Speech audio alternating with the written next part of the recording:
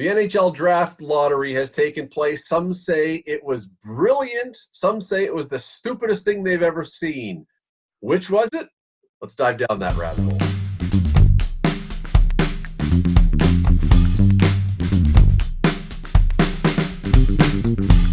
When you finish a draft lottery and you still don't know who's won, Steve Milton, is that sheer genius on the NHL's part, or is that complete insanity? That's insanity. I think it's a bit.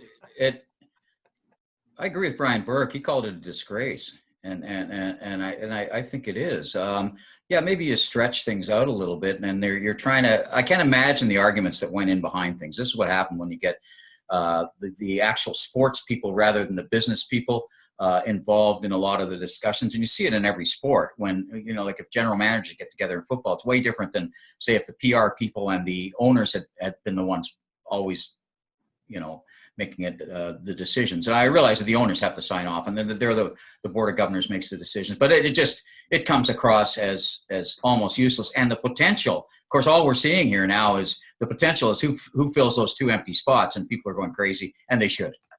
Rick? I absolutely love what happened on Friday, and I'll tell you why. Sports is about glory, sacrifice, perseverance, money, but it's also about emotion. And what we had Friday night was a ton of emotion, good and bad. No one who was watching that broadcast said, all right. They were either livid or they were ecstatic because one of these unknown teams, one of these 8 play-in losers, are going to win big, and they're going to get Alex Lafreniere in the draft. So as a sports fan, absolutely fantastic. If you're one of the GMs of the other teams who kind of fell down, especially Detroit, you're fuming mad. Bubba, I'm judging by your reaction you don't agree. Well, hey, at the end of the day, if the National Hockey League has to rely on a half-an-hour lottery show with the ping pong balls to elicit excitement for its fans, well, then it's got major problems. The original idea of a draft, I don't need to go over this, but I will, is for the last place team to somehow find a way to get stronger with the best amateur player. Now, sometimes that's an immediate effect. Sometimes it takes 5 years. Sometimes it doesn't work at all. But that's the basis of a draft. It should be kept that way. And I found myself really entertained by the great Dave Hodge, another guy that I can't believe he hasn't had more accolades in his career.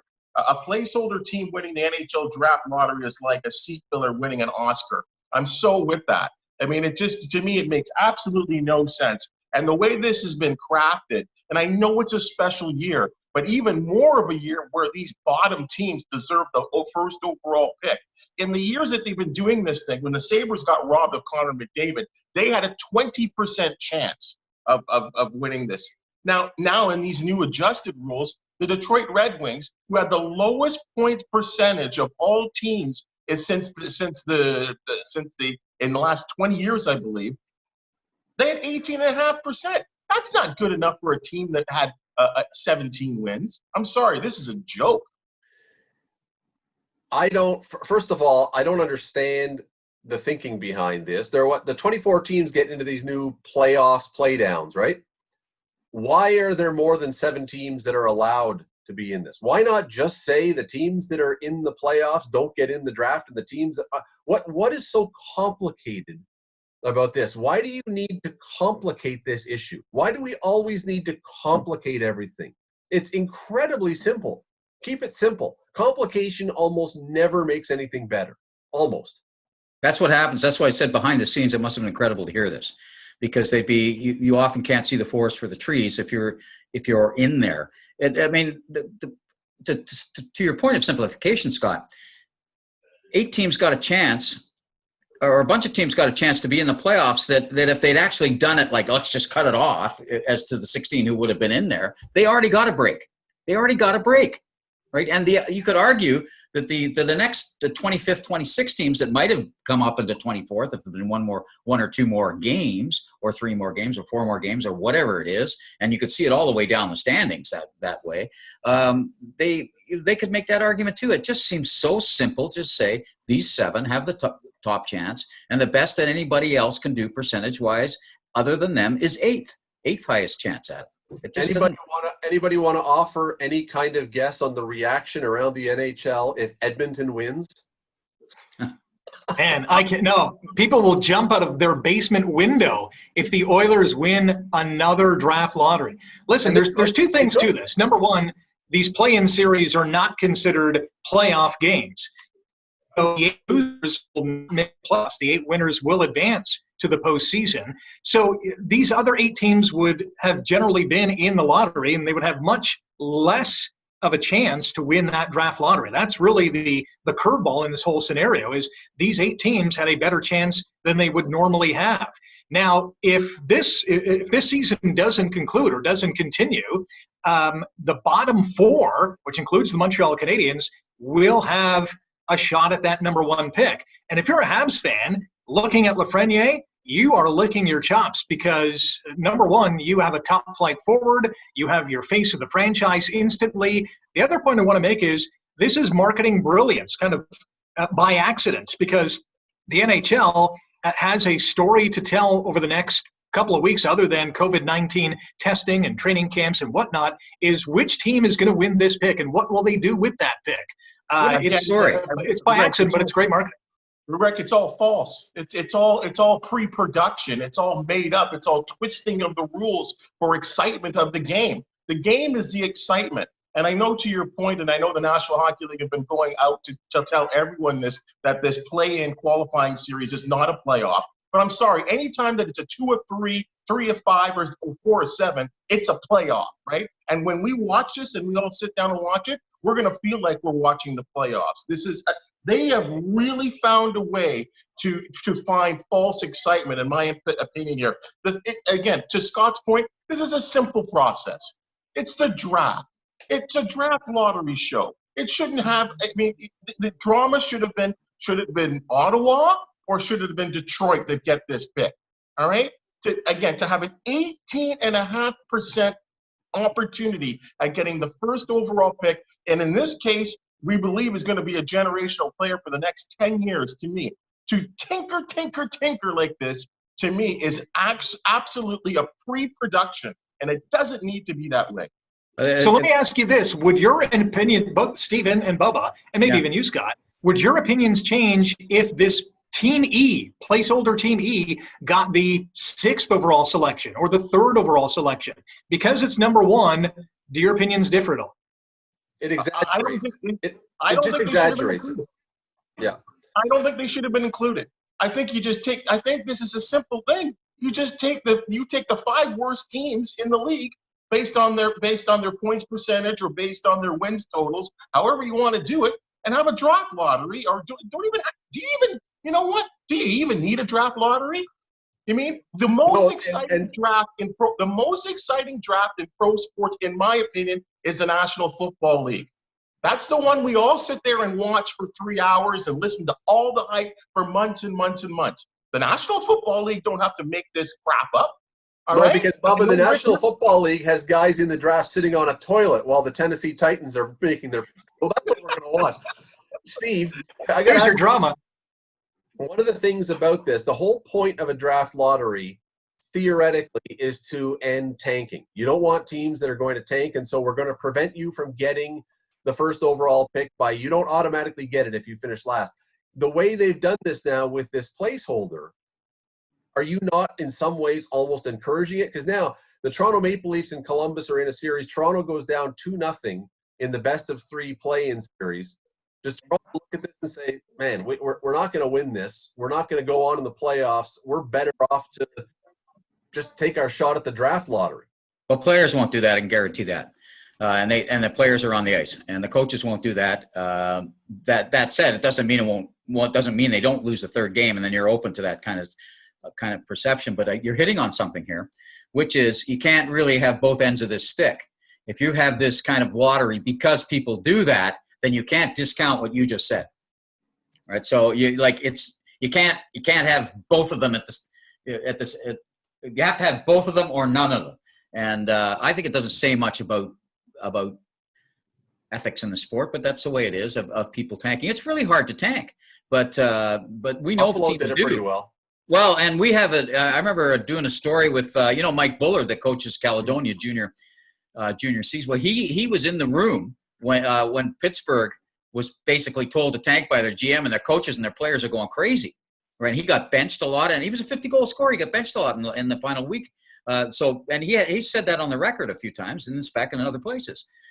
So it does happen. I realize that's a long time ago, but it's hard to get players to, especially in a short term and in a focus like this is. I agree with all of you that this is a playoff. I don't care how they technicalize it, and the fact that they're technicalizing. I wrote about this. Sorry. Go ahead. I was going to say, I wrote about this aspect in my blog today at 900chml.com. This is a scenario that the NHL wants to avoid. If you have a team that's down 2-0, they're trailing 3-0 in the third, to heck with it. We're not going to come back. We'll fold up the tent for this third period and hope like heck that the ping pong balls bounce our way. From a fan perspective, especially in Montreal with the connection to Lafreniere, fans, if Montreal is going up against the mighty Pittsburgh Penguins, yes, Carey Price can get hot and Montreal can maybe win that round, but can they win 19 games to win the Stanley Cup? I think the thought in Montreal is, the heck with this, let's fold up the tent and get Lafreniere. Just before we continue, I want to ask each of you just a yes or no answer, thumbs up, thumbs down. Start with Bubba, do you like the concept of a draft lottery or not? Just a simple question, yes or no on the draft lottery idea, period. No. Rick? 2 thumbs up, yes. Steve? In general, yes. See, I'm of the opinion that it started out making sense when the NBA started doing it in the Patrick Ewing year, because that was an interesting idea. And like everything else, the GMs and owners and everyone else hadn't figured out how to game the system yet. And then you started getting into the tanking. To me, there's a simple way that you fix this. Now, you take the draft lottery out. It's not really simple. I'm preaching simple. I know this won't be simple. It's simpler, though. Every NHL player is a free agent every year, period. And then you can figure out how you want to spend your cap money. And you don't have to worry about teams tanking, because you could turn around the next year if you just spend your money differently. Well, that's about as practical as a handful of thumbs. I tell you, it would work, though. It would work. They're not going to do it. It would work in this little specific only, but you'd be burning down the house to, I don't know what, to heat the bathroom or something. So you get to have one franchise player for a long-term deal. Here's the thing about franchise players. You could be looking at Montreal can win this. Sorry, Edmonton can win this. Yep. Pittsburgh can win this, right? Yep. And Toronto could win it. So you'd have Carolina. But I'm talking about 3 franchise players, like once in a generation, which is weird because there's 3 of them that have won the lottery already. But really, they would be called generational players if only within their franchise. But I think they all are. I think you could call all 3 of those guys generational type players. Now you'd have a second one. But where's the reward? Where's the reward, guys? I mean, the way this was all set up, the Detroit Red Wings now pick 4th. That's. I'm sorry, guys. I know you like the draft lottery, but that's wrong. There's no way that a team with 17 out of 71 games played should end up picking 4th. No, I agree with that. Through some crafty work by Dorion, the general manager, he was able to acquire some first-round picks. So in essence, maybe they had the best opportunity, because if you combine the totals, for sure they did. Yeah, they had 25. They had a 25% opportunity of getting this number 1 pick, and somehow they ended up with 2 and 5 or whatever that is. Like 3 and 5, yeah. It's not working. It's not, at least for me, it's not working. I would limit the number of people in the lottery. I'd really cut it down and say that you could only move. I'd say 2 spaces, but I'd really limit the number that are in it, and then everything else goes on a straight up thing. Because if you're starting to tank on your 5th or 6th from the bottom, that's pretty craziness, right? So, if you're though, if you don't like my idea of the free agents every year, which I think is genius, by the way, but I can see how you would. If you don't like that one, I go back to the idea of, who cares then? Why do we need a draft lottery? If you want to have your franchise go into the tank, and you as the owner are willing to risk losing your fans and losing the money and everything else, Exactly. First player, then so be it. So be it. The lottery to me has now it's like 4-on-4 in overtime or 3-on-3. It's like when they came back from the strike and they figured out how to eventually people in hockey figure out how to game the system. They figure out how to work the system. It may work at the beginning because they haven't figured out all the nuances. They've figured out now how to do stuff. And to me, the draft lottery as a result, as we've seen, doesn't work all that well. So let's just go back. I think the premise of the lottery makes sense. It prevents, or at least, goes against those who do want to tank or plan to tank, because you might not end up winning, the draft if there is a lottery and you're still tanking, as we just saw with the Red Wings. The issue is those percentages have to be adjusted. Detroit has to have a better than a 20 or 25% shot at getting that number one pick. No matter how many points or how few points you've accumulated in a year, if you're the last place team, you have to have the clear-cut best odds to get number one, and then it trickles down from there. The issue with this lottery is the odds did not make sense.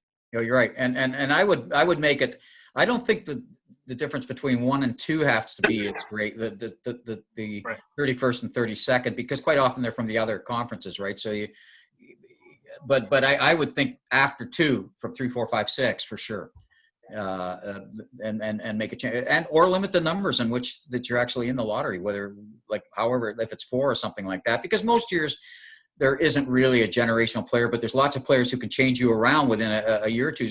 I mean, you look at the Mitch Marners of this world, right, and those kinds of players, and there's a lot of them when you look through the whole league. We're sort of Toronto centric and Canada centric, but when you look through the rest of the league, there's some players there that you go, whoa,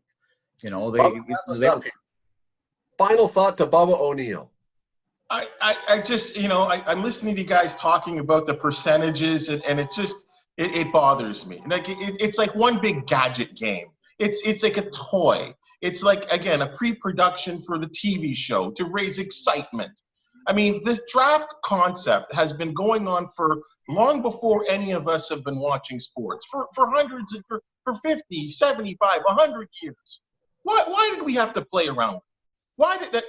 This should be just so easy, right? And again, we have two of the major leagues out there, like in the NFL, that have been just doing the draft the way the last place gets and if you want to trade, so be it. Again, this is all prefabrication. And I feel sorry for Detroit Red Wings and their fans and that great hockey market there, because they deserve better than this. I'm not sure I can round up too much sympathy for a team that went to the playoffs 25 years in a row and won a bunch of cups and had Steve Yzerman and Brendan Shanahan and Sergei Fedorov and all those guys. My sympathy for them, as someone who has sat around here and watched the Leafs flail for all my lifetime, I'm not sure sympathy is the right word, but what do you think? Did the draft lottery nail it? Did it hit all the right marks and leave us tantalized for more now? Or was it a colossal failure? Our Twitter handles are on the screen. They'll come up at the end as well. We would love to hear from you. Share this. Tell your friends about it. Subscribe down below. We will talk to you again soon.